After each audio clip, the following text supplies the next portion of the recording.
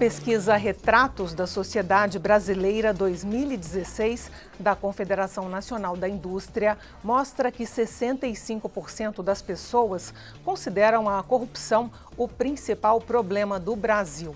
Nesse prisma, o Ministério Público Federal organizou um grupo para tocar mudanças na lei, que, pelo menos em tese, tornaria um crime de corrupção mais passível de punições. As 10 medidas contra a corrupção foram assinadas por mais de 2 milhões de pessoas e aqui na Câmara passaram a tramitar por meio de projeto apresentado pela Frente Parlamentar Mista de Combate à Corrupção. Busca-se, entre outros ajustes, tornar crime o enriquecimento ilícito e crime hediondo a corrupção de valores, a reforma no sistema de prescrição penal e a responsabilização dos partidos com a criminalização do Caixa 2. O Expressão Nacional levanta o debate. O aumento da pena inibiria a corrupção? E mais, seriam as medidas constitucionais?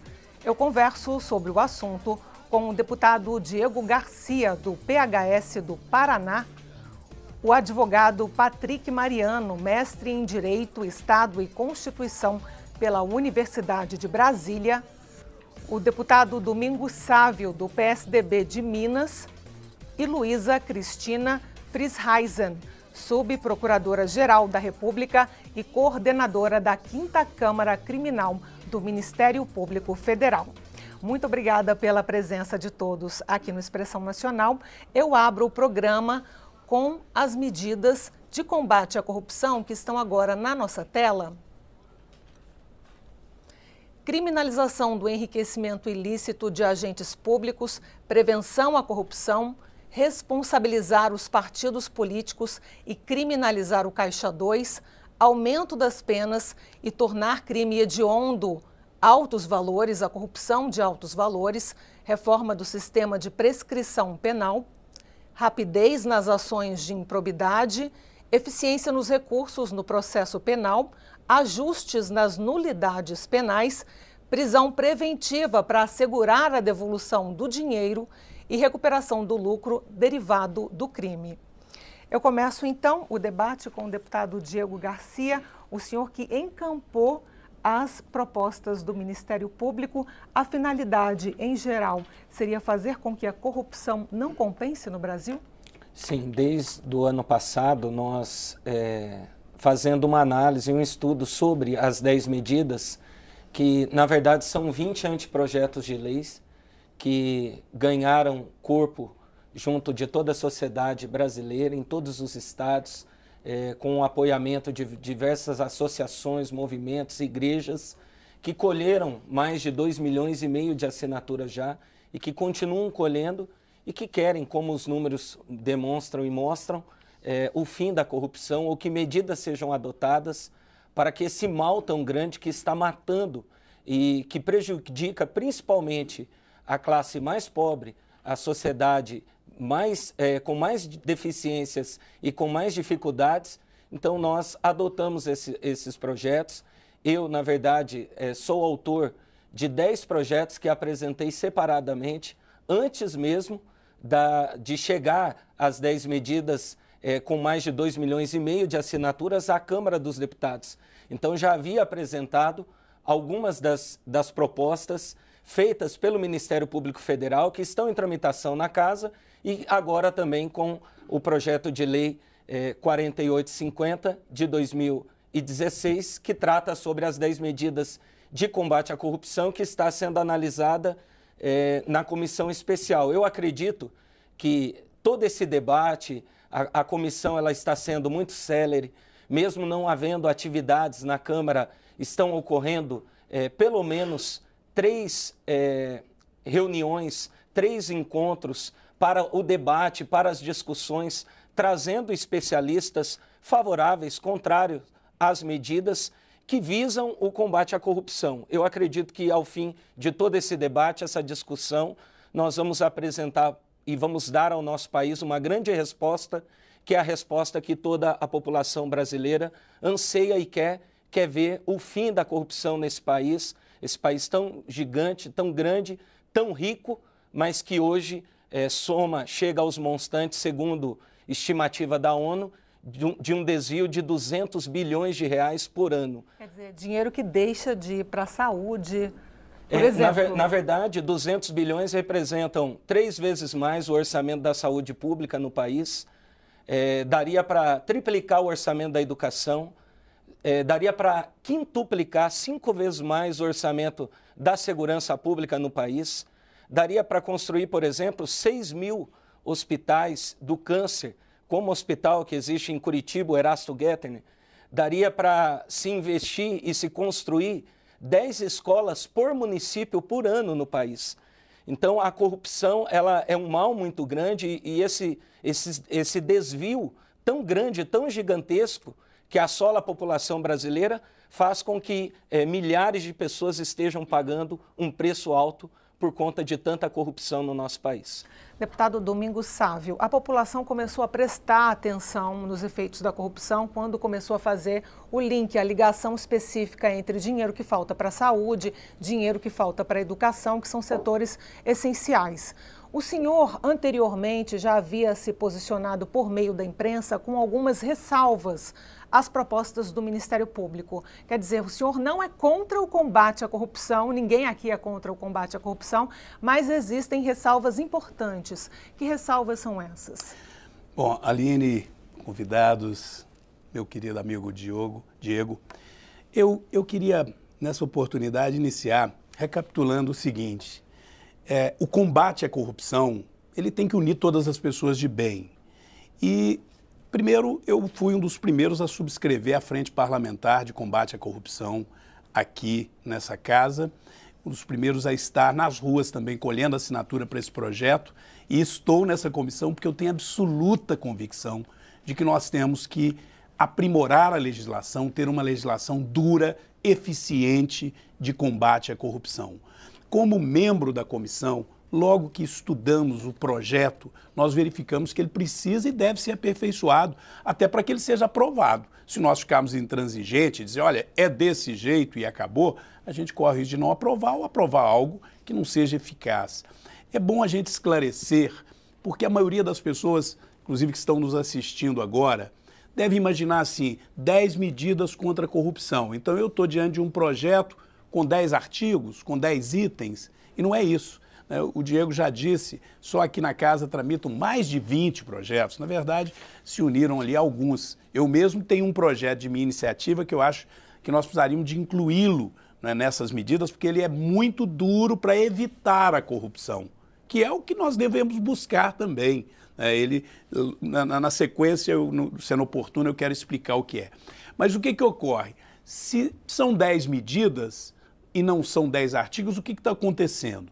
É que se procurou apresentar uma série de medidas para alcançar esse objetivo.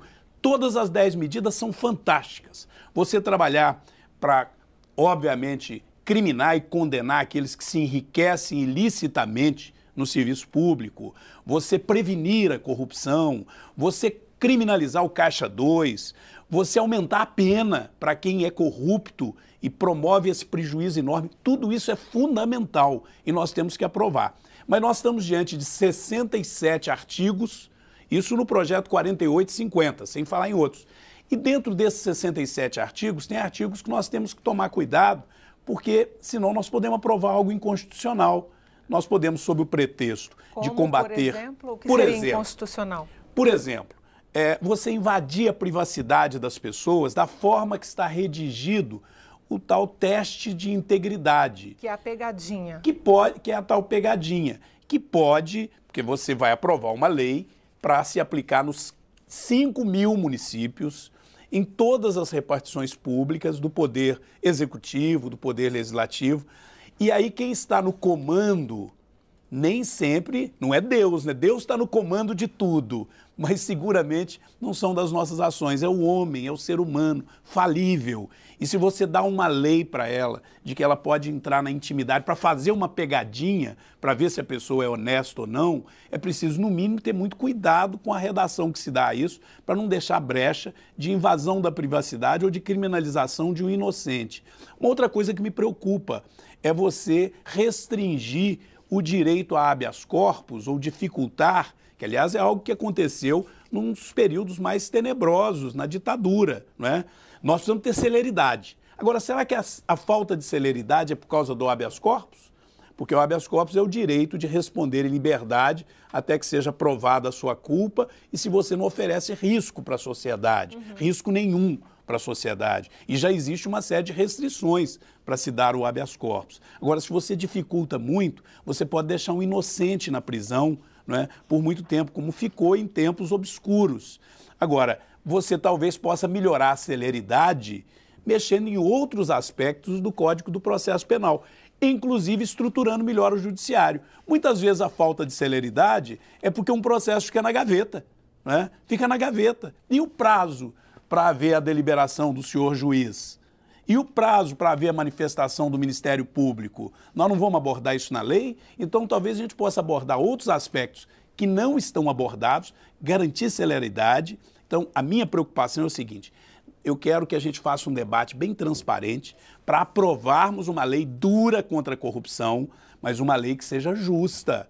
Não é? Você não pode, sob o pretexto que se fez uma campanha publicitária dizendo são 10 medidas todas maravilhosas.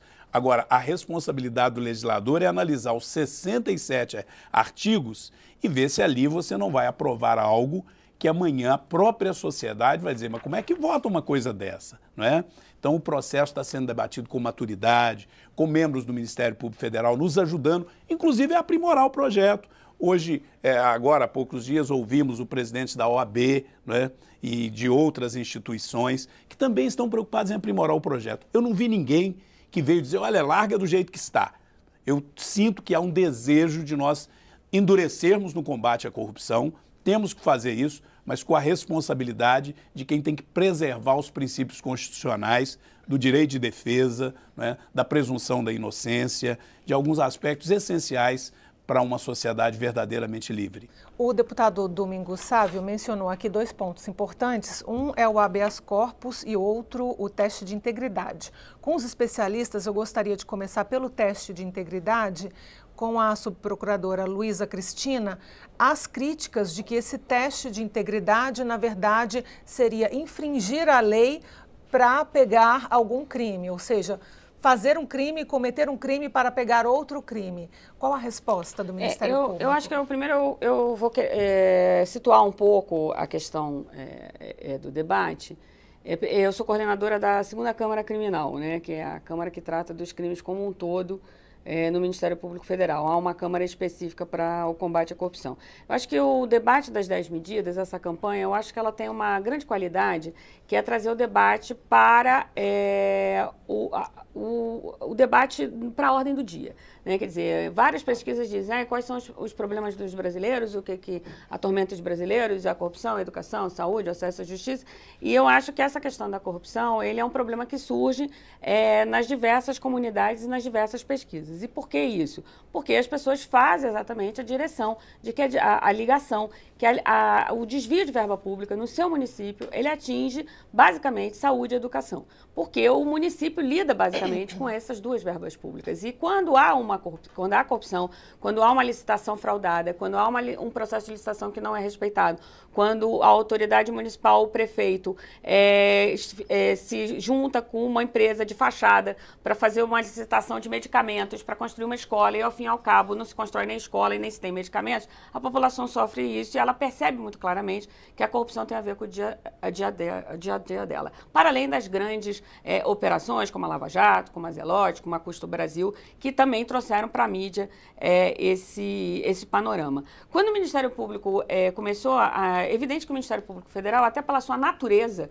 né, da atribuição federal, ele lida muito com os crimes contra a administração pública, de desvios de verbas públicas e também do lado da improbidade e do ressarcimento de danos. Por isso que nós somos muito voltados para essa questão, para esses delitos. Porque todos os nossos delitos, basicamente pela nossa atribuição e a nossa atuação na área da improbidade, fica em torno disso. Nós temos uma outra atuação muito grande também, que é nas fraudes previdenciárias, que não se fala muito nisso porque ela tem um tipo penal específico, que é o estelionato qualificado, mas que também é um desvio de verba pública enorme e tão danoso quanto à corrupção propriamente dito. E, às vezes, né, o desvio, a fraude previdenciária também tem a corrupção.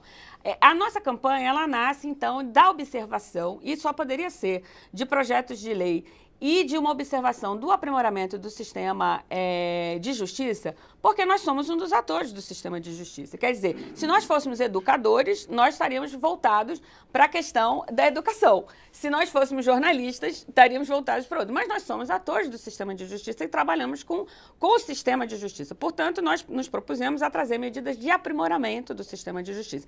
E é importante dizer que nessas 10 metas, existem vários projetos de lei. Alguns deles não são de corrupção propriamente dito, mas do aprimoramento do sistema de justiça, e aí tanto da improbidade como do sistema de justiça criminal. Quanto ao sistema de justiça criminal, nós temos alguns aprimoramentos da questão recursal, que envolve a questão do habeas corpus, que é uma ação originária, mas também o próprio andamento dos recursos, que é a execução provisória da pena.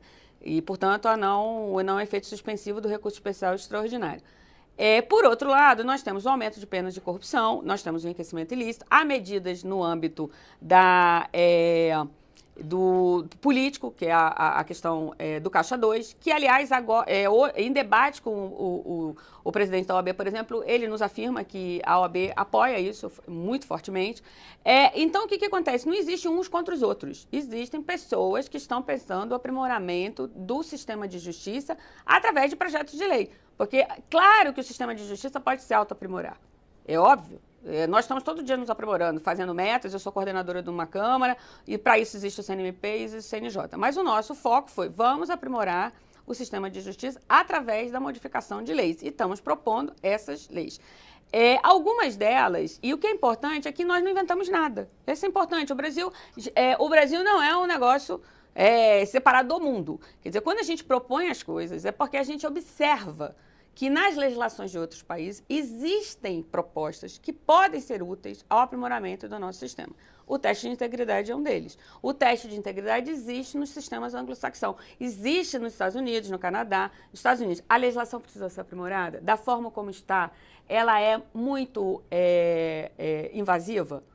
Nos debates que nós estamos tendo, nós estamos percebendo que precisa ser aprimorado. Por isso mesmo que nós sempre dissemos, nós estamos propondo, nós vamos colher as assinaturas, nós queremos que a sociedade esteja conosco, a sociedade civil se envolva nisso, porque é importante que a sociedade se envolva, porque não há prevenção de corrupção sem controle social. E, portanto, isso é fundamental. E a sociedade civil se envolveu, e se envolveu com seus parlamentares. Isso é bom para esses projetos e para outros. Porque é muito importante no Brasil que o cidadão e a cidadã saiba o que o seu deputado está fazendo. Se lembre, inclusive, em quem votou. Né? Se lembre, inclusive, quem votou, seja para vereador, deputado estadual, federal ou senador. E também, não só nos cargos do Executivo. Porque o Legislativo tem um papel importantíssimo e que o nosso sistema eleitoral acaba dando uma ênfase muito grande no Executivo. E eu acho que isso são consequências de todo esse movimento que surgiu com as 10 medidas. Porque ao mesmo tempo que ele vai cobrar 10 medidas da corrupção, também vai cobrar uma melhoria do sistema de saúde, do sistema de educação. Então, acho que é esse contexto. Aí, pontuando no que você mencionou, o teste da integridade ele existe em outros lugares, ele pode ser aprimorado.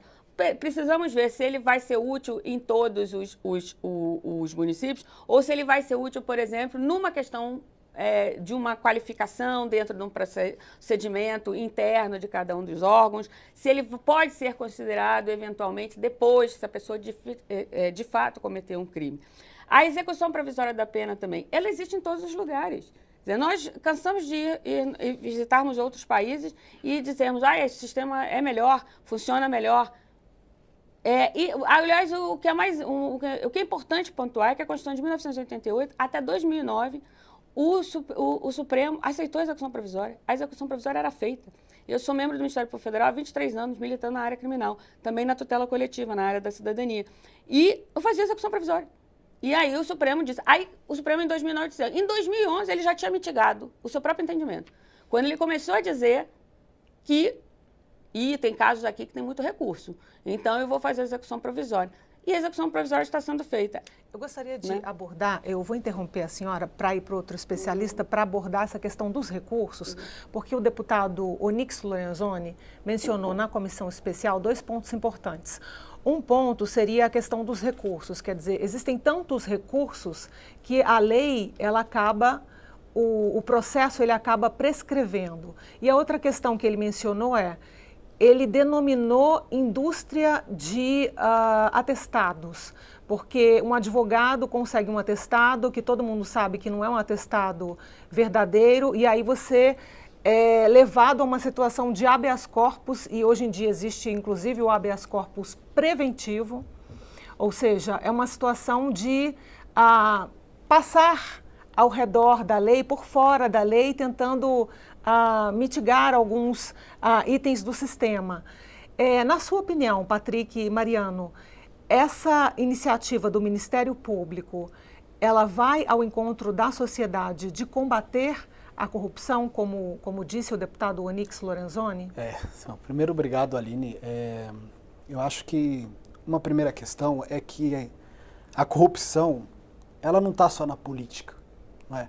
Então, a primeira coisa que a gente tem que quebrar aqui é um pouco desse mito. Porque a corrupção, ela está no cidadão, ela está no judiciário, ela está no Ministério Público, ela está em empresas privadas. Então, muito do que se fala é muito voltado para o exercício da política. Então, a política é um fenômeno de criminalização que ela vem tendo muito grande.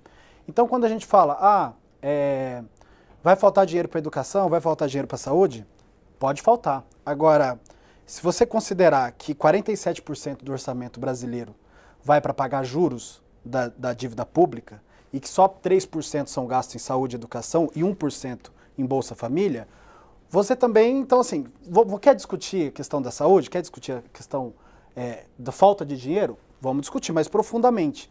Então, eu acho que a gente não pode também entrar no abismo do maniqueísmo. Então, quem é contra defende a corrupção, né? Ou aqui estão as saídas mágicas. Eu acho que aqui não estão saídas mágicas. Isso daqui não vai acabar a corrupção, infelizmente, não vai, porque a corrupção no Brasil ela é endêmica, ela é histórica, ela é desde a sua formação e ela passa também por questões que estão além do direito penal. Por exemplo, uma das propostas aqui é você aceitar a prova ilícita, desde que ela seja acolhida de boa fé. Então, ok, então foram 2 milhões de pessoas que concordaram com isso daqui. Mas se você perguntasse para essas 2 milhões de pessoas, fulano de tal, se você fosse torturado e você confessasse um crime, essa sua prova poderia ser aceita de boa fé? A resposta seria o contrário. Então, quando vem me perguntar se eu sou a favor das 10 medidas, eu sou a favor de 50, de 60 medidas. Então, acho que, Aline, é preciso ter muito cuidado porque um projeto é muito grande, ao mesmo tempo na casa está sendo discutido o Código Penal, Código de Processo Penal, o próprio parlamento aprovou leis contra a corrupção duríssimas nos últimos anos. Então a lei da organização criminosa, a lei de lavagem de dinheiro. Então, primeiro que não é verdade que não é feito nada na casa, a casa faz muito. E a gente tem que fugir do maniqueísmo. Por exemplo, questão do Judiciário e Ministério Público. Se a gente está discutindo moralidade, por exemplo, tinha que estar aqui também a questão do afastamento do juiz que comete crime. Por exemplo, muitas vezes o que um juiz recebe de pena é aposentadoria integral. Então, por que a gente também não discute a LOMAN? Por que a gente não discute a questão das férias de 60 dias para a magistratura? São aspectos de moralidade. Não estou dizendo que isso é uma corrupção em si, mas tem a ver com moralidade pública, tem a ver com gasto da coisa pública. Então, eu acho assim, é super louvável a intenção do Ministério Público, eu acho que o debate é importante ser feito. Agora, ele não pode ser feito rasgando a Constituição. Há mecanismos de transparência, mecanismos de participação da sociedade nas decisões públicas que muitas vezes são mais eficazes que isso. Por exemplo, a questão do crime hediondo, né?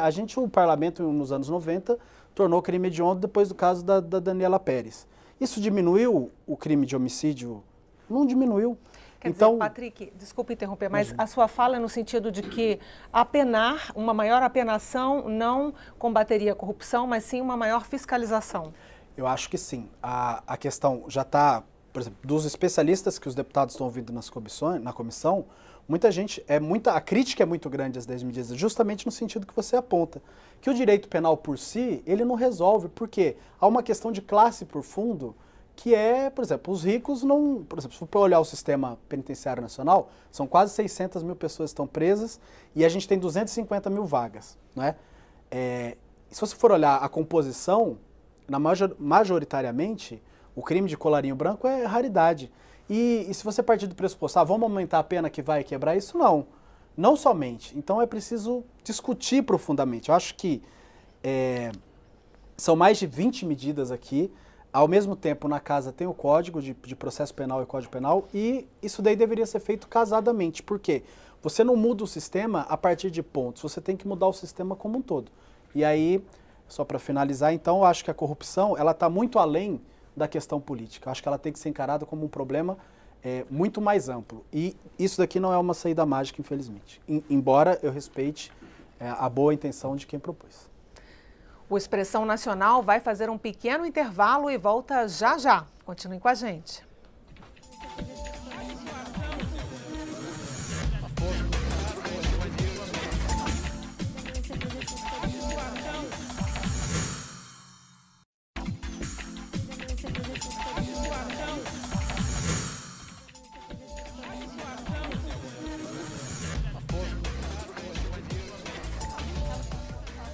Estamos de volta com Expressão Nacional. O tema de hoje são as medidas de combate à corrupção.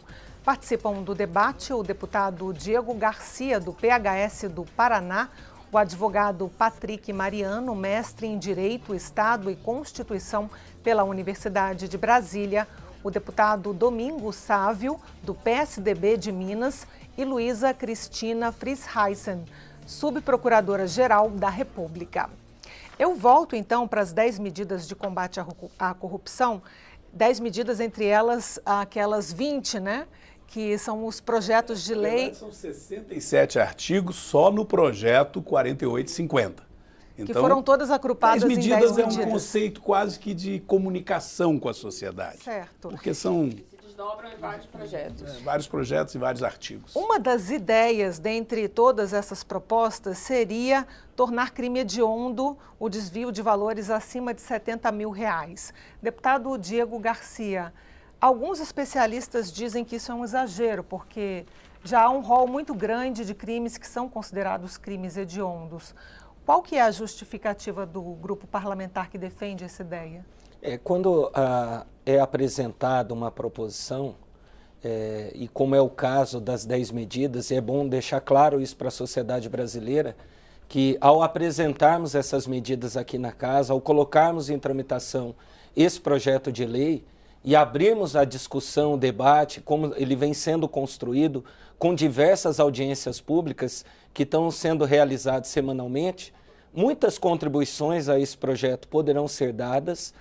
E alguns artigos, como o deputado federal Domingos Sávio aqui bem já ressaltou, poderão também ser retirados após a apresentação do parecer do deputado Onyx Lorenzoni, na comissão especial.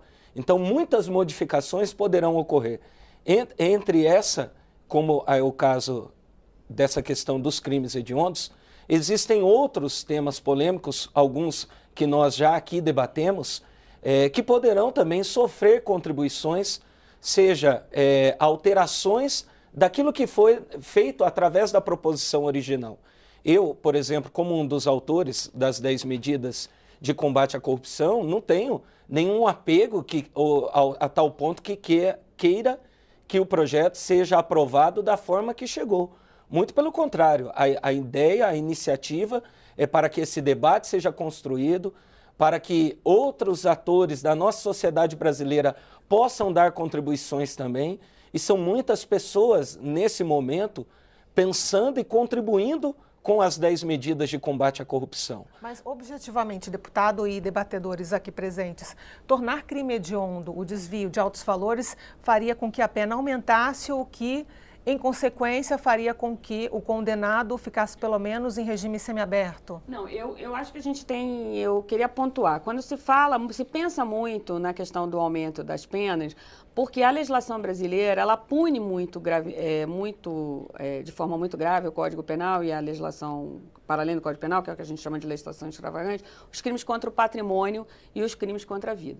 Evidente que os crimes contra a vida e a liberdade sexual me parecem os crimes mais graves mesmo, porque são os crimes contra a pessoa, né, o crime contra a vida e a liberdade sexual, e aí envolvendo inclusive os crimes de pedofilia, estupro, as agressões da Lei Maria da Penha.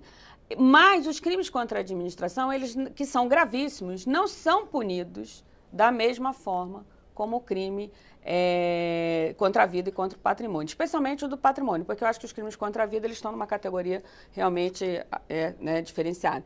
Por que punir os crimes contra o patrimônio de uma forma, quando não se trata de latrocínio, que também tem a questão vida, e os outros crimes contra a administração de outra forma? Então, eu acho que quando vem essa questão de crime hediondo, na verdade, ela vem um aumento da pena, mas uma adequação do sistema, que é o que até o projeto de Código Penal pretende fazer. Mas qual é o problema? Quando se discute código, tanto penal e processo penal, se demora, é muito custoso. Eu acho que o Código de Processo Penal que está em andamento, ele vai incorporar várias dessas medidas, ele tem várias medidas interessantes, o Ministério Público Federal também acompanha muito fortemente o Código de Processo Penal. Só que é muito difícil, às vezes, modificar um código como um todo. Tanto que o nosso Código Penal, por exemplo, ele tem uma parte geral de 84, mas a parte especial é de 41. E ele foi sendo modificado. E tem que ser assim. Por quê? Porque existem crimes, inclusive, que não existiam. Então, por exemplo, crimes de fraude por computadores. Tem que modificar o código. A própria questão da pedofilia não está no código, está no Estatuto da Criança e do Adolescente. A questão do trabalho escravo. Formas modernas de contemporâneas de trabalho escravo foi modificado no Código. Então, é natural. O Código de Processo Penal é de 41. Ele foi objeto de várias mudanças, inclusive de mudanças do conjunto ainda da Comissão ADA, que é chamado, que eram 10 projetos. E ele vai sendo modificado pontualmente. Então, essa modificação parcial ou não, ela acontece e eu diria que acontece porque é muito difícil modificar um código. E, às vezes, o código demora tanto para ser discutido que, quando ele nasce, ele precisa ser modificado. É complexa essa. E se discute, inclusive, a codificação hoje, esse fenômeno de codificação. Mas eu acho que, quando se fala que o crime deve ser hediondo, eu acho que o que está por trás disso, e há projetos também de aumentar a lei, e a questão de qualificadoras específicas, a punição, a quantidade de pena imposta aos crimes contra a administração, especialmente corrupção ativa, passiva e peculato, que peculato é uma pena muito pequena. Inclusive, hoje mesmo na comissão se discute muito isso. O que se pensa precisamos fazer uma adequação das penas dos crimes contra a administração.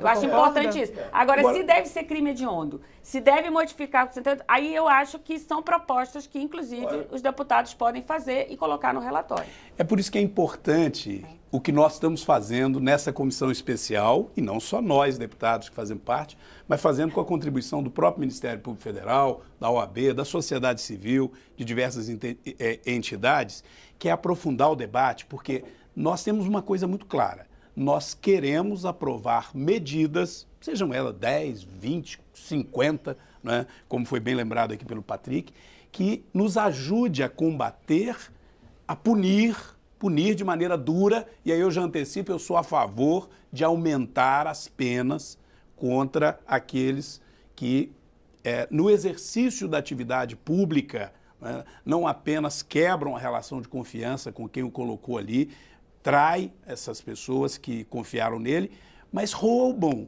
E aí, o Diego lembrou aqui, são bilhões. Então, essas pessoas indiretamente ou até diretamente são responsáveis pelo aumento da mortalidade infantil, da falta de vaga nos hospitais, do caos no sistema de segurança do país, porque esse dinheiro é do povo e ele é roubado, então tem que aumentar a pena. Agora, tem que ser como crime hediondo? Eu acredito que não. Por quê? Não é porque eu não acho hediondo, é repugnante corrupção, é nojento e precisa ser punido de maneira dura. Mas se você começar a transformar todo crime em crime hediondo, você banaliza, né, a relação da sociedade com esse tipo de punição, né, que deve ser exemplar. E para reaver o valor que o senhor está mencionando, deputado, é necessário a prisão preventiva? Olha, essa questão da prisão preventiva, eu acho que ela é um instrumento importante, mas não de uma maneira descabida. Não é? Porque aí é que eu disse que, se nós não aprimorarmos o projeto, você corre o risco de voltar a tempos obscuros, cheguei até a citar a Idade Média. Olha, se você der ao juiz a possibilidade de pegar alguém e dizer, você está preso e você só vai sair daqui o dia que você falar o que eu quero ouvir. Ora, isso também é uma forma de tortura. Você só sai o dia que você falar o que eu quero ouvir. Senão você vai ficar preso indefinidamente. Não, tem que ter determinados critérios para você ter uma sociedade justa.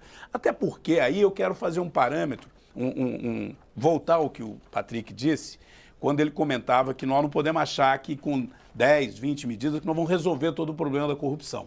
Também, é importante. E também, o senhor menciona 10, 20, mas existe alguma medida que não esteja aqui? Eu vou dar um exemplo, depois de um projeto meu que não incluíram aqui, eu vou brigar para incluir, porque eu acho que ele é muito mais eficaz na prevenção, sem invadir de maneira generalizada a privacidade, sem quebrar, né, alguns direitos elementares da pessoa humana. Mas o que eu ia dizer é que vamos pegar o exemplo da Lava Jato. Nós não podemos deixar de pegar o exemplo, porque é um exemplo importante para o país.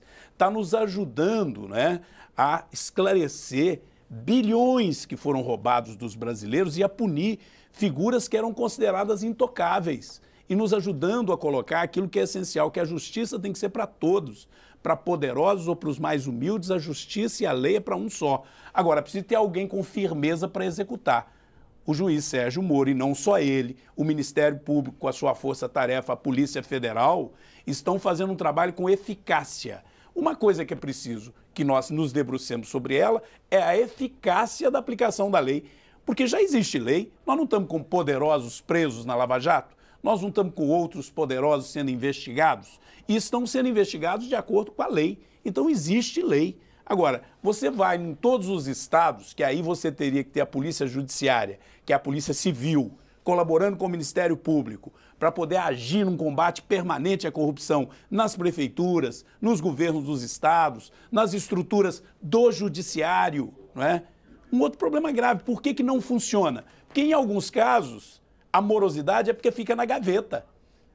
E já há denúncias e até comprovações daqueles que põe na gaveta e vende para continuar na gaveta, né? Então nós temos que ter a coragem de, para combater a corrupção, enfrentar a corrupção no executivo, no legislativo, no judiciário e na sociedade civil. Eu deixo aqui só o exemplo do projeto que eu apresentei. Hoje, quando eu tomo posse, o vereador ou o presidente da República, ele entrega a declaração de bens. Só isso, declaração de bens.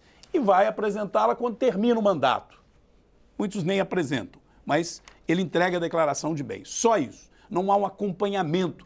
E para evitar o enriquecimento ilícito, ou que a pessoa se enverede para aquilo que é ilícito, eu propus em projeto de lei que todo que exerça mandato eletivo, de vereador a presidente da República, todos que exerçam cargos de livre nomeação como ordenadores de despesa, tenham o seu sigilo bancário, fiscal e patrimonial à disposição do Ministério Público, independente de autorização judicial, para que, diante de uma suspeita, o Ministério Público, não para sair divulgando de forma irresponsável, que não é a missão do Ministério Público, mas para investigar. Aí você previne. E eu não vejo problema, não é invasão da minha privacidade. Olha, numa empresa hoje isso já é feito, porque os auditores fiscais podem acompanhar a movimentação da empresa. E a vida de quem exerce um cargo público, que tem muito poder, ela fica resguardada numa privacidade material.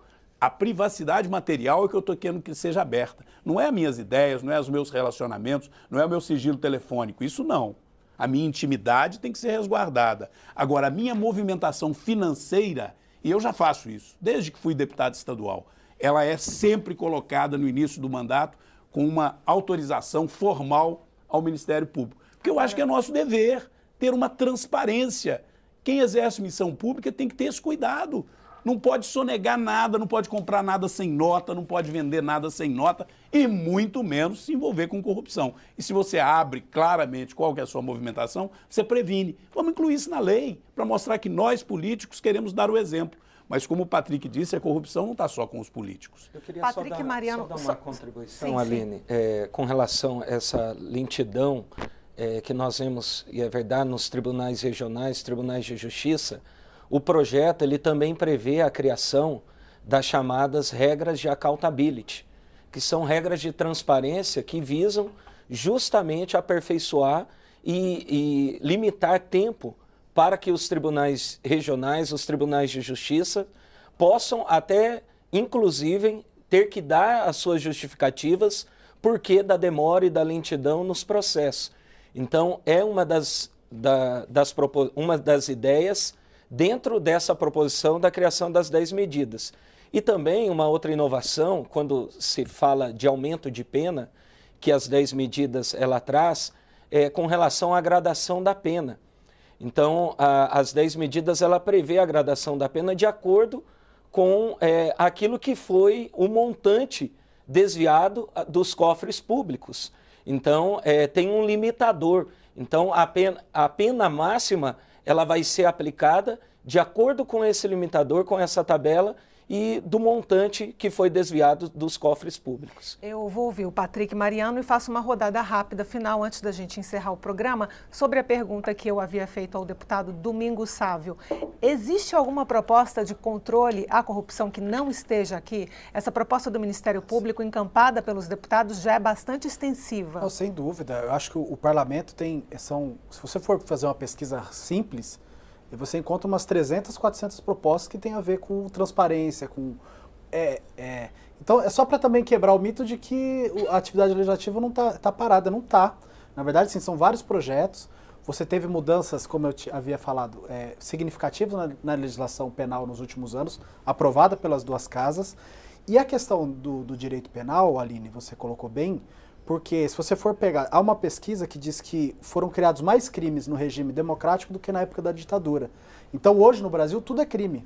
E se você perguntar quantos crimes existem no Brasil hoje, ninguém sabe responder. Mas são mais de 1.700 condutas que são criminosas. Mas para a questão do crime hediondo, resolveu a questão do sequestro, resolveu a questão do latrocínio. Então assim, se você me apontar que diminuiu o número da prática desses crimes depois de ter virado crime hediondo, eu concordo. Mas o que se viu na prática não foi isso. Então aí eu acho que foi importante o que o deputado disse, a questão da transparência, a questão de você permitir o controle da população do gasto público. O deputado também acabou de citar outra ideia interessante. Não é possível pensar saídas para além do direito penal, porque o direito penal cai bem na população. É uma até populista, até pega bem, agora vai ser crime hediondo. Então, só que na prática é um engodo. Então, eu acho que a Câmara é capaz de pensar saídas mais eficazes, de aumento de transparência, e eu acho que aí sim, olhar a corrupção como um fenômeno geral da população do Brasil. Eu não preciso nem pontuar, vou pedir a resposta imediata da Luísa. Eu queria falar da questão da importância da lei. Então, a lei, o aprimoramento da legislação é importante justamente em função do que nós estamos falando aqui. Quer dizer, por que nós chegamos nesse momento que nós temos a Lava Jato, nós temos a Custo Brasil, nós temos a Zelote e tantas outras operações do Ministério Público Federal e do Estadual? Porque nós tivemos leis novas. Porque a lavagem chegou numa fase em que se igualou à legislação de outros países, que o crime antecedente não precisa... qualquer crime pode ser o crime antecedente, porque nós temos uma lei de organizações criminosas, porque nós temos já formas de colaboração premiada, porque nós temos mais novas formas de acordo, de plea bargain, ou de direito processual penal negocial, como se queira. E esse processual negocial, por exemplo, ele é importantíssimo para os delitos pequenos, porque hoje a gente tem a suspensão condicional do processo, a gente tem a transação, que não afetam, por exemplo, o furto ou o primeiro roubo, que tem ressarcimento. E isso faz o quê? Faz com que eu tenha um montão de recursos especiais no STJ. Então, eu tenho um universo enorme para aprimorar. Mas a lei é muito importante. Por quê? Porque se eu não faço a lei, quem interpreta a lei faz a lei. E faz a lei no caso concreto. E aí é o STJ e o Supremo. Então, ele vai pontuando caso a caso. Ele vai dizendo que esse caso é insignificante, esse caso não é insignificante. Nesse caso, eu aceito que a prova não é nula e nesse caso eu não aceito. Então, por exemplo, se a gente pegar umas questões... vamos falar da prescrição retroativa, que é uma coisa que não está se falando muito, e o Congresso já atuou fortemente para acabar com a prescrição retroativa entre o recebimento da denúncia e entre o data do fato e o recebimento da denúncia. Isso foi em 2010. O Supremo disse, inclusive, que foi condicional. Quem é que tinha inventado a prescrição retroativa antes de 84? O Supremo. Num caso pontual, veio a lei, fez para todo mundo. Vem a lei de novo, retira. E agora nós temos que acabar com a prescrição retroativa entre a denúncia e a sentença. Então, a lei, exatamente porque ela é igual para todos e porque ela se aplica em todos os casos concretos, ela ajusta melhor a interpretação dos juízes, especialmente dos tribunais superiores, que são, pela Constituição, aqueles que devem fazer ou a interpretação da Constituição ou a unificação da interpretação da lei. Por isso, o aprimoramento da legislação nesse debate no Congresso Nacional. Gostaria de levantar o último ponto para os parlamentares, que é a questão da cassação, a possível cassação do registro do partido. Nós temos experiências em outros países, como é o caso da Itália, com a Operação Mãos Limpas, em que os partidos, os dois principais partidos, foram reduzidos, mas pelas urnas, não por uma lei formal. Por que a lei brasileira está indo mais longe? Hoje nós vemos uma das medidas, das propostas dentro das 10 medidas, é essa questão da criação de campanhas educativas que se espalhem e que sejam realizadas e feitas nos próximos 15 anos, justamente para que a gente possa educar os nossos eleitores, educar os nossos cidadãos e assim, através do voto consciente, do voto limpo, que nós vemos hoje. Eu sou do estado do Paraná, estou fazendo o deputado Domingos Sávio, sou seguidor dele nas redes sociais, vejo que ele está acompanhando os seus candidatos também lá no seu estado. Nós estamos percorrendo os nossos estados e estamos vendo que os eleitores estão cada vez mais conscientes por conta da informação. Hoje o eleitor, muitas pessoas já têm acesso, têm um smartphone, têm internet, então estão conectadas e estão mais informadas. Adotando-se medidas que informações precisas, essa educação possa ser feita, essas campanhas de educação ganhem a imprensa, ganhem a mídia, eu não tenho dúvida que aqueles partidos que hoje estão ocupando, vamos dizer assim, o ponto mais alto, o ápice da corrupção no nosso país, tendem a diminuir o número de representantes eleitos pelo povo. Eu não tenho dúvida disso, que isso deva ocorrer.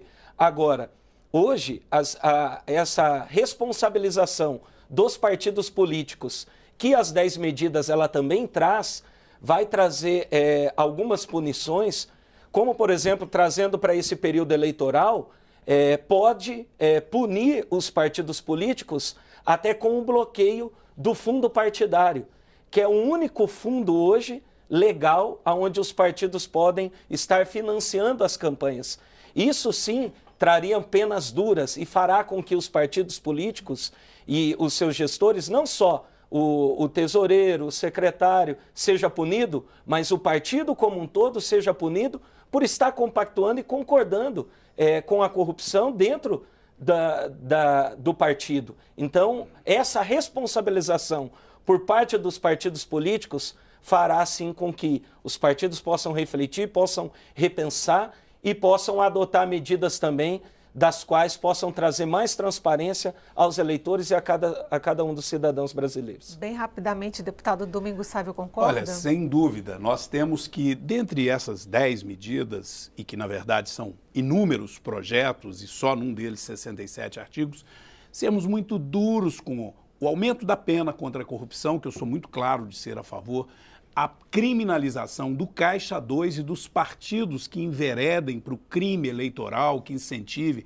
Hoje existe quem literalmente vende o apoio de siglas que são criadas para vender apoio, vender tempo de TV, fazer negociata com aquilo que é o de mais sagrado na democracia, que é o voto. E aí a consequência disso depois são péssimos governos. Então nós precisamos de ter uma legislação dura, eficiente, que puna de fato os maus políticos e puna com rigor. E da mesma forma, eu concordo muito com a doutora Luísa, que hoje me alegra ver que a gente tem uma afinidade de entendimento com o Ministério Público e que até para termos êxito e aprovarmos sim as medidas que nós queremos aprovar, as medidas que endureça o combate à corrupção e seja eficaz, que a gente busque aperfeiçoar o projeto para a gente endurecer contra a corrupção, mas não ter retrocesso, né, ferindo qualquer princípio constitucional que é essencial, né, na vida das pessoas em comunidade, que é o respeito, né, ao seu direito de defesa, né, que é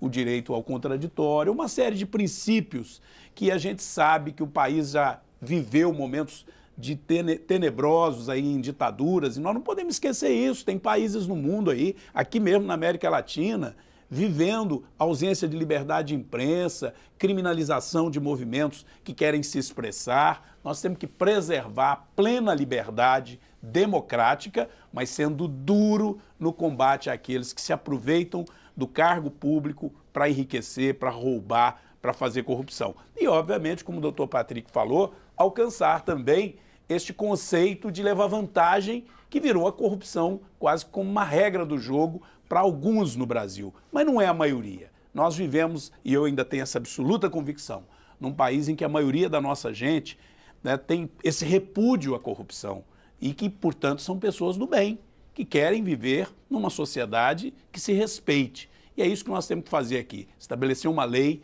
que volte a nos dar a todos aquele orgulho de sermos brasileiros e de confiarmos que o nosso país existe para promover o bem comum, com o dinheiro público sendo aplicado para isso. Não é fácil, mas não é impossível. Nós vamos batalhar muito para aprovar esse projeto de combate à corrupção. Bom, muito obrigada pela presença de todos aqui no Expressão Nacional. E eu agradeço a você também que nos acompanhou até agora. A gente se vê no próximo debate. Até lá. Obrigada.